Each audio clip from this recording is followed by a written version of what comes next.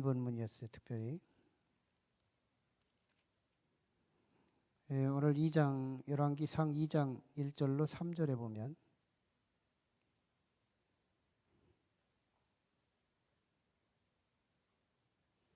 예, 1절로 4절을 보면 4절 1절에서 4절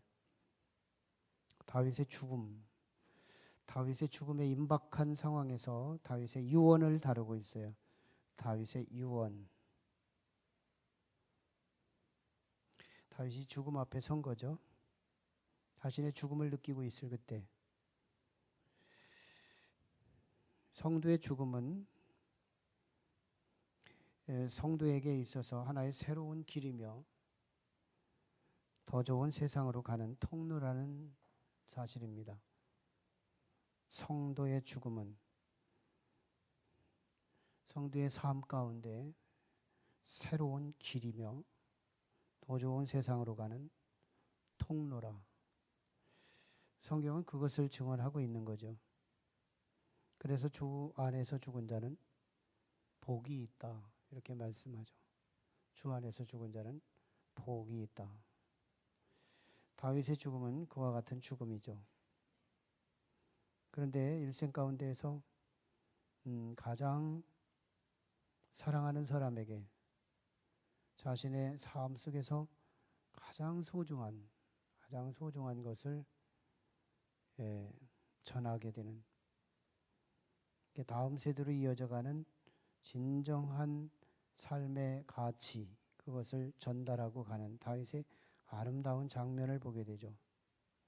다윗은 특별히 인생 중에서 두 번 밧세바를 자기 아내로 삼았다는 사건과 우리가 조금 전에 읽었던 말씀 가운데 인구조사를 한번 인간적으로 세웠다고 하는 이 두 가지가 다윗의 인생에서 크게 허물지는 그런 죄가 되고 있죠. 아마 그 두 기사만 빼놓으면 다윗의 일생에서는 참 성자의 길을 걸은 사람이다. 참 돌아가신 분이지만 다윗이 얼마나 존경스러운지 몰라요. 다윗이 이 시대에 살았다면 참 다윗에게 쫓아가서 인생을 배우고 싶은 그런 인물 중에 하나가 다윗이에요. 참 멋있는 삶을 살았죠. 지칠 줄 모르는 하나님께 하나 되어 살아가는, 하나님과 동행해 살아가는, 그래서 그 인생은 결국 자기가 가장 사랑하는 솔로몬에게 주신 말씀, 네가 무엇을 하든지 어디로 가든지 형통할지라. 무엇을 하든지 어디로 가든지 형통할지라. 이 노하우를 가르쳤다는 거예요. 예, 참 이거 듣기만 해도 기분 좋은 거 아니에요? 이 소리. 네가 무엇을 하든지 어디로 가든지 형통할지라. 얼마나 신나요. 어떤 권사님이 제 아내 보고 목회도 잘하지만 다른 것도 다 잘할 거래요. 그러더니 나한테 미안한가? 오늘은 목사님도 목회도 잘하지만 다른 것도 잘할 것 같대요. 그게 이 스타일 축복 아니에요? 네가 무엇을 하든지 어디로 가든지 형통할지라. 참 이게 굉장한 축복인데요. 우리가 가장 사랑하는 사람한테 이 바톤을 넘길 수 있다면 얼마나 축복이에요. 우리 김정녀 권사님 위해서 좀 기도해 주시기 바라요.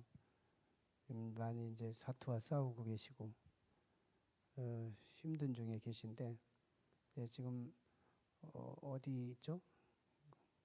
요양원에 저쪽 수통골 지역의 요양원에 계십니다.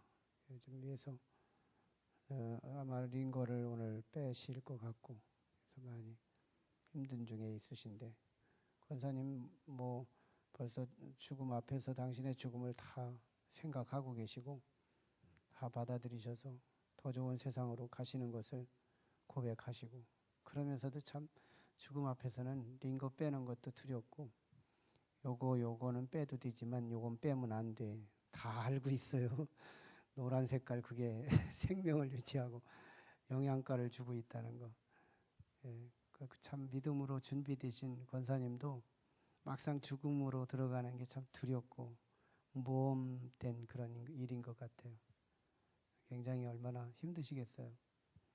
그렇지만 믿음이 한켠에 믿음은 있어서 내가 죽는 것이 두렵지 않고 그런 마음이 오다가도 한순간 참 이 세상에 대한 이 미련이 남는 욕심의 끈이 또 우리를 끌어당기는 그 힘도 작지 않은 거죠.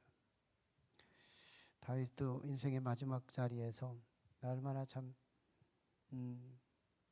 한평생 동안 하나님 모시고 하나님과 함께 살아왔던 멋진 인생에서 자신의 인생의 가장 최고 좋은 가치를 가장 사랑하는 아들 솔로몬한테 패스해주는 참 멋진 마무리, 마지막 지점까지도 참 추퇴하지 않고 멋지게 인생을 마무리하고, 이게 참 축복 아니겠어요? 갑작스럽게 뜻하지 않게 제 생명을 수를 다하지 못하고 떠나는 사람들이 많은 이 시대 속에서 다윗은 자신의 방에서 자신의 수를 다 채워서, 그때 당시 한 50세 정도가 평균 수명이었는데 70세를 넘어서 살았으니까 참 대단한 장수를 한 사람이죠. 솔로몬한테 준 말씀이 네가 무엇을 하든지 어디로 가든지 형통한다는 이 노하우 두 가지를 소개해요. 하나는 대장부가 되라는 거였어요. 대장부가 되라. 2절 하반절이죠. 너는 힘써 대장부가 되라. 여기에 수식어가 있어요. 힘써. 노력성이거든요. 노력성. 대장부가 되라. 실제로 다윗의 입장에서 솔로몬은 유약한 아들이었어요. 아직 20세가 채 안 되는 청소년기에 해당되는 솔로몬이었으니까요. 보위를 넘겨주면서 마음이 좀 충분하게 믿업지 않은 그런 시기였어요. 그래서 이제 자신의 아들한테 대장부가 되라는 주문만큼은 필요했던 말이죠. 솔로몬 자신도 그렇게 말했어요. 나는 아이라. 나는 아이. 조그마한 아이다. 나는 이런 아이에게 그 어마어마한 일을 나한테 맡겼다니 얼마나 참 중압감이 있었겠어요. 자타가 공인하는 어린아이, 이 아이에게 대장부가 되라. 이 원어에서 이제 계산해 보면 이제 원어의 히브리어로 이 대장부라는 단어가 우리는 뭐 그냥 씩씩한 용사가 되라 뭐 이런 거, 용기 있는 사람이 되라 뭐 이런 정도로 이미지화돼 있잖아요. 히브리어는 참 그리스어라든지 그 외국어 언어들 가운데는 참 파생어가 참 많아서 언어를 단조롭게 이해하면은 언어학에 깊이가 들어갈 수 없는데 히브리어라든지 라틴어라든지 그리스어 이런 언어들은 언어학에서 굉장히 그 언어를 발달시킨 언어들이기 때문에 그 언어를 뜯어보면 참 깊은 뜻이 있어요. 대장부가 되라. 일반적인 남자를 아담이라고 그래요. 아담은 평이한 남자들이에요. 나 같은 사람이 이 옆에도 있는 거예요.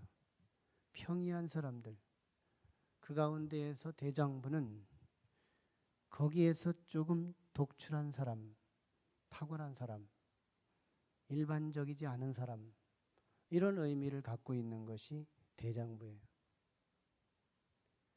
참 내 회사에서 내가 다른 사람들보다 조금 높다, 조금 탁월하다. 지적이라든지 은사적인 면이라든지 어떤 모습이든지 조금 탁월한 거예요. 그게 축복을 기원하는 멘트 중에 굉장히 소중한 멘트예요. 너무 탁월하면 욕만 얻어먹고요. 오히려 살해당하고 그래요. 그런 말 있잖아요. 한 발 앞서면 나의 선생이 되고, 두 발 앞서면 욕 얻어먹고, 세 발 앞서면 칼 맞는다고. 이 세상에서 너무 많이 앞서면 칼 맞는다니까요. 돌 얻어맞고. 네, 두 발 앞서면 감당할 수 없으니까 욕만 하고, 한 발 앞서면 조금 따라갈 것 같으니까 리더가 되는 거예요. 온갖 리더들은 한 발 앞선 거예요. 대장부성을 갖고 있는 거예요. 사실 우리 교회가 성장하게 된 배경 중에 하나가 뭐 대박 터지는 성장은 아니었지만 그래도 성장할 수 있었던 막내 교회가, 이 지역의 막내 교회잖아요. 막내 교회가 성장할 수 있었던 이유 중에 하나는 사실 우리 대전 이 근교에 아담 그 이상의 대장부 같은 인물들이 없었기 때문이기도 해요. 탁월점을 가진 교회들이 없었기 때문이기도 해요. 제가 잘나서가 아니라 어떤 탁월한 대장부성 있는 목회자들이 없었기 때문이기도 해요. 역으로 한번 생각해 보면 그런 면이 있다는 얘기예요. 또 뒤집어서 다시 생각하면 대장부가 나와서 목회를 하는 사람이 내 주변에 있었다면 저는 교회 성장하지 못했을지도 몰라요. 하나님께서 축복하실 때 놀라워요. 나는 그 사람들 무리 가운데에서 조금 솟아오르게 만들어 주시는 거예요. 대장부가 되게 하시는 거예요. 솔로몬에게 초기 왕정 시대 때 이 대장부성 가지고 나이는 어린데요. 10대 후반 정도 되는 나이 어린 소년이 얼마나 당차게 왕위를 지켜가는지 아세요? 그 다음 본문에 나오는 것들이지만요. 그의 형이었던 아도니아라고 하는 사람이 있었어요. 그의 형 아도니아가 아버지의 노쇠한, 아버지의 연세 드신, 무기력해진 연세 드신 아버지를 틈타서 몇 사람들을 모아가지고 왕위를 찬탈하려고 모반을 준비하고 있었어요. 그러다가 들켰어요. 바세바한테 들키고 사람들한테 들켜가지고 다윗에게 일러서 솔로몬이 왕이 되는 일에 뒤집어 역전돼가지고 솔로몬이 왕이 됐는데, 아도니아는 이제 반정의 주역이 됐으니까 죽어 마땅하잖아요. 근데 죽어 마땅할 때 바세바 어머니, 솔로몬의 어머니한테 찾아가가지고, 법적인 어머니니까 자기는 아도니아도, 어머니 사실 나한테 우리 아버지의 마지막 그 연세 드셨을 때 아주 아가씨 하나를 데려다가 다윗의 그 몸에 체온이 떨어졌을 때 따뜻한 아가씨 체온을 옆에다 붙여줬던 아비삭이라는 법적인 아내가 있었어요. 젊은 처자였는데 그 아비삭을 자기 아내로 달라고 주문하는 거예요. 그렇기만 하면 나는 평화적으로 내 동생 솔로몬한테 왕위를 주겠다는 거예요. 바세바한테, 솔로몬 엄마한테 그걸 주문한 거예요. 근데 솔로몬 같은 경우는, 바세바는 그걸 못 알아들어요. 무슨 말인지. 그러고서는 솔로몬한테 가서, 야, 다른 건 다 왕위를 너한테 준다고 하니까, 평화적으로 주려고 하니까 다윗 왕, 네 아버지의 마지막 아내였던 아비삭을 아내로 달라고 한다. 이게 무슨 말인지 바세바는 모르니까 그렇게 가지라고, 한번 주면 어떻겠니? 이렇게 말했다가 어머니가 솔로몬한테 혼나요. 어머니 그게 무슨 소리예요? 아도니아는 우리 형이니까 차라리 왕이 되게 해달라고 나한테 주문해 주시죠. 그러자 아도니아는 오늘 죽을 것입니다. 그래가지고 아도니아를 처단해서 죽여요. 10대 후반 되는 이 청소년이 대장부가 돼버리는 거예요. 아주 그 유언과 유지가 그대로 이루어져요.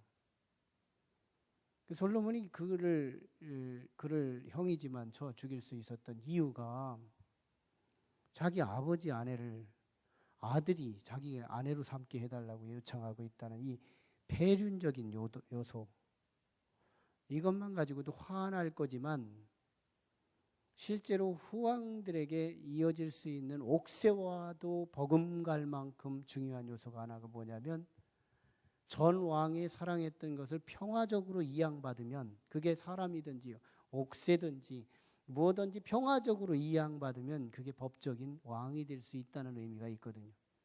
솔로몬은 지혜가 있어서 자기 선왕 아버지의 아내였던 아비삭을 아내로 삼는 순간 백성들이 솔로몬은 불법의 왕이 될 수 있는 거거든요. 지혜가 있으니까 벌써 그게 계산이 된 거예요.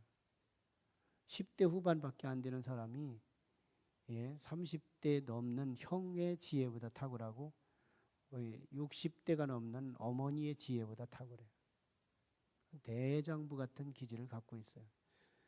대장부 하면은 근력적 대장부만 생각하지만 지식의 대장부, 지혜의 대장부, 근력의 대장부, 종합 전인격적 대장부가 필요한 거예요. 적어도 다윗은 솔로몬에게 전인격적 대장부를 기원했던 겁니다. 그 다음에 요압 장군을 숙청해요. 요압 장군은 다윗 왕에게 있어서 굉장히 필요악적 존재예요. 요압이 있어서 다윗의 왕정은 굉장히 이 주변 국가들을 제압하는데 굉장한 힘을 가졌어요. 그런데 다윗에게 얼룩진 얼굴의 그늘을 만들어낸 주역 요인이 요압 장군이에요. 이건 얼마나 기회주의자인지 몰라요. 요압은 다윗을 따르는 것 같은데 기회에 따라서 이쪽에 붙고 저쪽에 붙어요. 아도니아 반역할 때 요압 장군이 붙어버렸어요. 다윗이 요나단을 죽이지 말라고 그렇게 얘기를 하는데 마지막에 가서 단검을 빼서 요나단을 죽여버려요. 다윗을 가슴 아프게 하는 주 요인에 요압 장군이 있어요. 다윗에게 요압 장군이 없으면 제국을 만들 수 없었었는데 다윗에게 요압 장군이 있어서 얼굴에 그늘이 져요. 그러나 다윗은 그를 없앨 수도 없어요. 그 마지막에 자기의 아들 20세도 안 되는 이 아들을 정권 이양해서 내놓고 이 요압 장군에게 당할 것을 생각하니까 너무너무 참 마음이 편치가 않아요. 그래서 마지막 유언에 바로 뒷부분에서 다윗이 요압을 처단하라 다 알려줘가지고 요압을 죽여요. 그리고 또 악한 사람들이 또 있는 시므이 같은 사람들, 이런 사람들 다윗을 얼마나 근심하게 하고 힘들게 하고, 근데 이것들이 다 솔로몬을 힘들게 한 주역들이거든요. 그래서 근본적인 잘못된 시들을 제거하는 거예요. 신정왕국을 쫙 열어가고 출범해가는 이 시점에서 근본적인 문제거리들을 딱딱 제거하는 거예요. 나는 초보왕이니까 어떻게든지 화평하고 웃어가면서 왕정을 시작할 수 있잖아요. 근데 지혜로운 왕 솔로몬은 죽이고 시작해요. 공동체를 깰 수 있는 문제의 사람들을 끊어내는 거예요. 이거 얼마나 큰 지혜인지 몰라요. 그냥 좋은 게 좋은 거라고 웃어가면서 왕정을 이끌어가는 것이 지혜일 것 같았지만 솔로몬은 처음부터 지혜가 출중했어요. 대장부성 지혜를 갖고 있었어요. 그래서 탁탁 잘라요. 그리고 나서 솔로몬의 전성기가 퍼지는데요. 다윗 시대보다도 더 확장됐다는 사실이잖아요.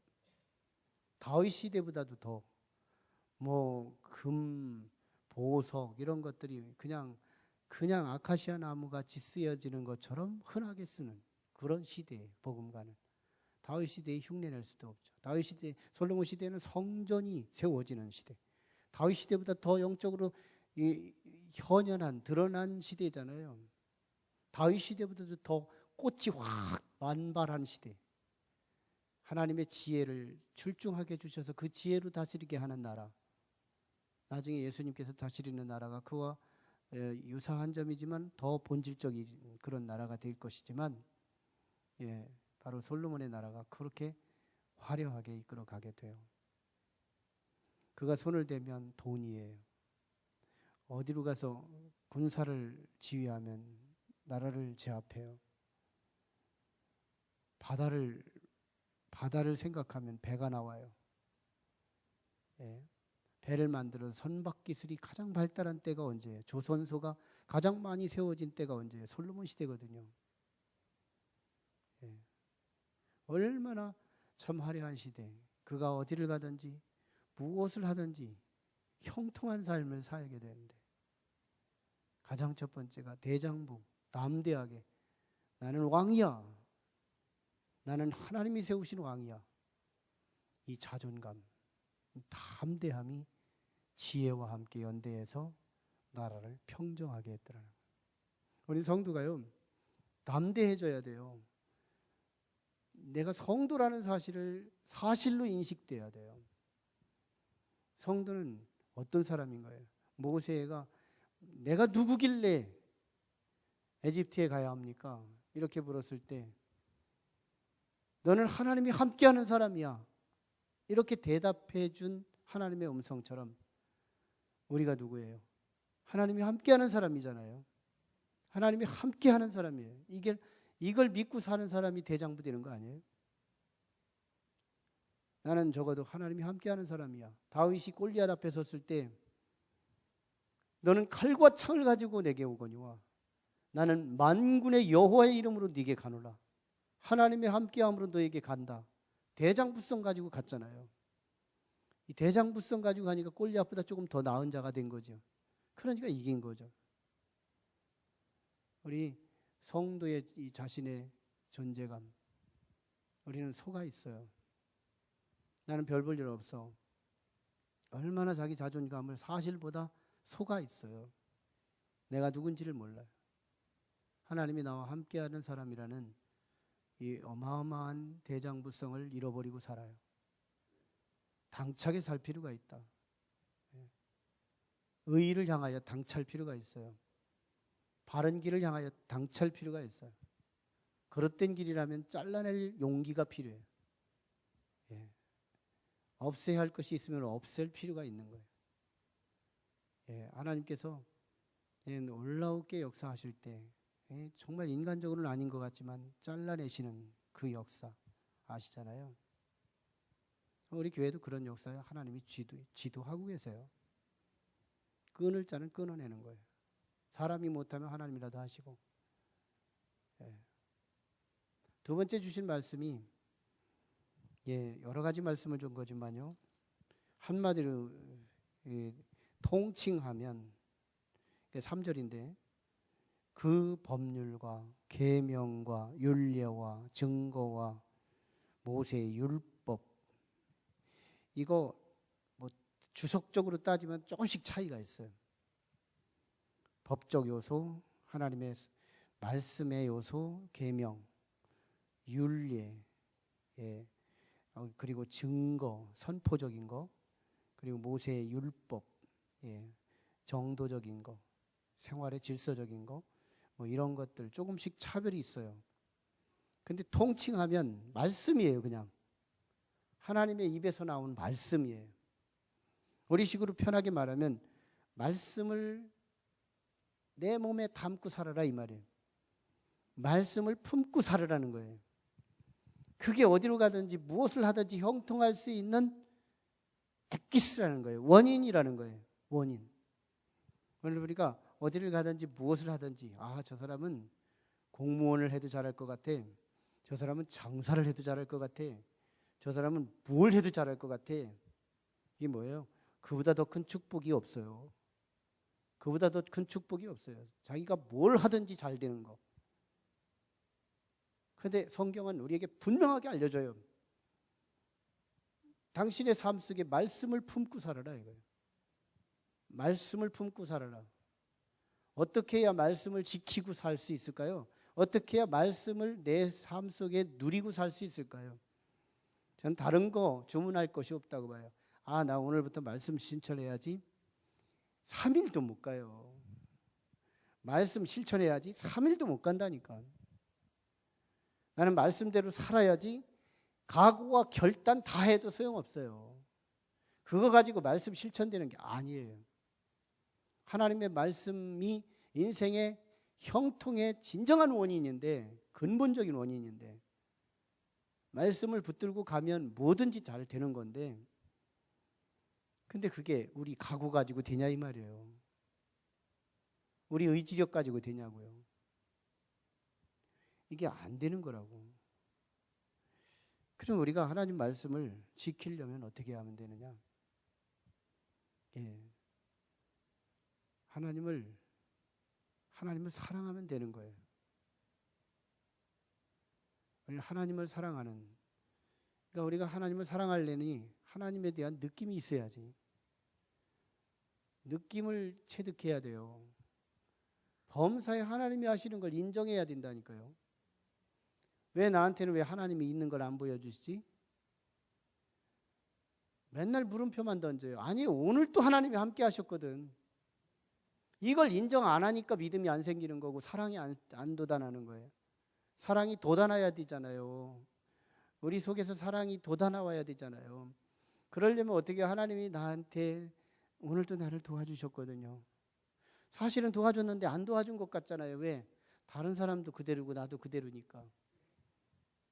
자꾸 비교하는 마음 가지고 있으니까, 하나님에 대한 체감이 없으니까 사랑이 안 되는 거지. 하나님이 우리와 함께 하신다니까요. 어떤 면에서 사고 날 뻔했어요. 어떤 면에서 돌아가실 뻔했어요. 어떤 면에서 병원에 갈 뻔했어요. 그런데 오늘 여기 있게 하신 이것을 하나님께 인정해 드리라니까요. 하나님이 나와 함께 하심으로 오늘 내가 여기 있다는 걸 인정해 드리라니까요. 그러면 하나님이 무시되지 않아요. 하나님이 고마워지기 시작해요. 고마움을 넘어 사랑스러워지기 시작해요. 하나님을 사랑하라. 말씀을 실천하려면 하나님을 사랑하면 되는 거예요. 하나님을 사랑하면. 예, 많은 분들이 남자와 여자 중에서 시간과 함께 첨예하게 변화되는 요소는 남자보다 여자가 더 민감해요. 여성들은 어릴 적에는 엄마를 의존하고 살면서 살아가고, 결혼하면 신랑을 의지해요. 그 다음에 자식 나면 신랑 빼내고 자식 의지해요. 자식을 담아요. 신랑 빼내고 자식 담아요. 자식이 모든 거예요. 생명이라도 바꿔줄 만큼 그 정도로 자식이 돼요. 가슴에다가 여성들은 자식을 담아요. 그러다가 이제 대학에 가고, 대학만 가도 자식이 어디 있나 모르겠더라고. 우리도 집에 애들이 없으니까요. 이게 무슨 재미인가. 막 이런 정도로 멘붕한 그런 분위기예요. 그러니까 대학만 가도 그 느낌이 오더라고. 근데 결혼하고 저 살기 위해서 바쁘게 떠나기 시작하면, 그때 자기 며느리한테 그거 아들 하나 안 주려고 이렇게 안 빼내려고 그렇게 하다가 결국은 아들의 태도를 보고 배신당하잖아요. 아들의 태도를 보고 결정적일 때는 자기 아내 편이고 엄마는 쑥 빼내버리는 거예요. 그래서 나중에 엄마가 자식을 빼내요. 이 여성들은 자식을 제일 늦게 빼낸다고. 빼냈을 때가 가장 여성의 빈둥지 증후군이 증후군에 빠지는 거잖아요. 빈둥지 증후군. 이게 심리학적 용어예요. 빈둥지 증후군. 어떤 새가 밖에 새끼를 집에다 두고 밖에 나갔다가 먹을 것을 물고 들어왔더니 둥지가 비어 있어요. 알고 보니 쥐새끼가 자기 새끼들을 물어간 거예요. 빈둥지 증후군이 있는 거예요. 내가 죽으라고 내 자식을 위해서 희생하고 헌신하고 살았더니 결국은 내 자식이 자기 아내를 따라 가버리고 마는 거예요. 그래서 나는 어디를 의지해야 되나? 여성은 40대 전후반에서 일생일대에 가장 큰 위기가 오는 거예요. 진짜 큰 위기가 오는 거예요. 모든 여성이에요. 그게 하와의 유전이에요. 하와의 죄성 때문에 한 번은 위기가 오는 거예요. 그때 그 빈둥지에 뭘 채울 거냐? 어떤 사람은 춤을 채워요. 춤바람 나는 거예요. 근데 이 춤바람 나는 건 차라리 만류 안 하고요. 모든 집안의 남성들이 철이 없어요. 교회 와서 하나님을 품고 살아가는 그 사람은 박해야 하지만 춤바람은 박해도 못해요. 그런데 더 중요한 건 춤바람도 못 나고 하나님도 못 넣고 엉뚱한 길이 가는 게 있어요. 마귀를 품는 그 길이 있어요. 그게 바로 여성의 우울증인 거예요. 아니 뭐 유전성 있는 것은 차지하고요. 유전성 없더라도 후천성 우울증이 바로 그런 부분이라는 거예요. 빈둥지를 어떻게 할 것인가를 선택하지 못한 이 공백적 상태가 바로 이 우울증 재앙이 임하는 거예요. 남성들은 그게 없느냐? 있다 이 말이에요. 근데 남성보다 여성이 더 현격히 차이가 나니까 여성에게서 비유되는 거거든요. 그게 확실하게 표가 나요. 디지털처럼 팍 표가 나는 거예요. 그래서 여성에게서 그걸 심리적으로 묘사하는 건데요. 그 빈둥지에 하나님의 말씀이 담겨지면 그때가 믿음의 전성기로 바뀌어요. 믿음의 전성기로 바뀐다니까요. 그때가 가장 세상에 대한 실망. 왜? 가장 사랑하는 자로부터 배신을 당했던 경험이 있거든요. 세상은 자기의 세상에서 최고의 가치는 자기 사랑하는 아들, 자기 사랑하는 딸, 자식이거든요. 자식. 보편적으로 그래요. 여전히 남편인 사람이 있고 여전히 돈인 사람이 있겠지만 보편적으로 그렇다는 얘기예요. 그럴 때 그거 누구나 다 놓치는 거거든요. 다 놓쳐요. 빈둥지 증후군 안 오는 사람이 없어요. 그 빈둥지를 뭘로 채울 거냐는 거예요. 또 다른 사랑으로 채울 거냐, 돈으로 채울 거냐, 명예로 채울 거냐, 세상으로 채우지만 다 나를 또 배신하고 빈둥지 또 만들거든요. 일시적인 것으로 갖다 채우지만 그게 또 언젠가는 또 빈둥지를 또 경험시키거든요. 한 생에 전체 속고 속아서 속으면서 사는 인생이 바른 거냐 이 말이에요. 한 번 내 안에 들어오셔서 나를 변개치 않으시고 지켜주시고 보호하시고 한 번 사랑하시면 끝까지 나를 사랑하시며 부모라도 나를 떠나는 그런 시대에 하나님은 나를 죽어도 떠나지 않으시며 나를 책임지시고 전국문을 열어 우리에게 영원한 아름다운 세계로 인도하시는 그 살아계신 그 하나님이 말씀 가운데 내 속에 들어오신다면 어디로 가든지 무엇을 하든지 이걸 더 극화해서 내가 죽을지라도 형통하게 하지 않겠어요? 성도의 죽음은 새로운 길을 향하는 길이며 이 세상보다 더 좋은 길을 향하는 통로라고 하는 사실. 하나님의 말씀을 가슴에 담으라는 거예요. 말씀을 실천하려면 하나님을 사랑하라. 하나님을 즐거워하라. 저는 이게 참 내 입에서 자꾸 반복되는 거예요. 제가 목요일 날 우리 목회자 모임을 가져요.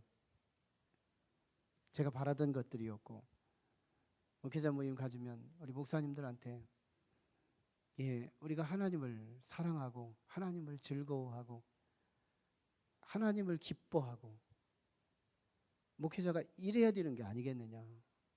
거기서부터 시작돼야 되는 것이 아니지 않겠느냐. 여러분 이런 소리를 어디서 듣겠어요. 정말. 오늘 이번 주는 목사님들이 가서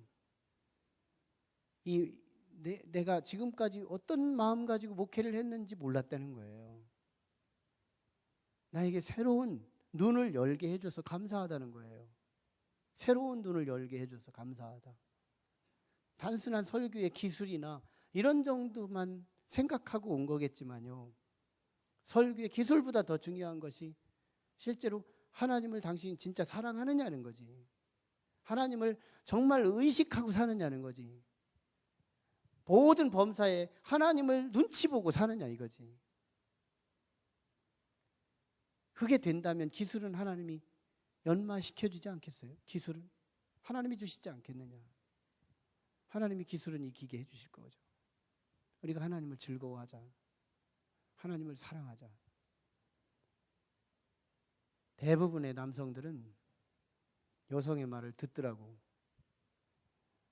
저는 중간지대에 있지만 아무튼 어지간하면 여성들 말을 다 듣더라고요. 30대는 자기가 가장 되려고 으스대고 40대는 왔다 갔다 하고 50대쯤 되면 시장 가방 들고 따라가고 50대 후반 되면 마트 차 끌고 마트 가는 게 재미가 들뜨고 60대 되면 나 좀 같이 데리고 가달라고 사정하고 아무튼 여성이 엔진이에요, 엔진. 왜 그럴까요? 사랑을 아는 거예요. 사랑은 들어주는 거예요. 사랑은 그 사람의 말을 들어줘요. 시장 가방 좀 들어줘. 마트 좀 끌어줘. 이거 카 좀 이런 거 카 좀 끌어줘. 말하는 쪽쪽 안 들어주지를 못해요. 다 들어주는 거예요.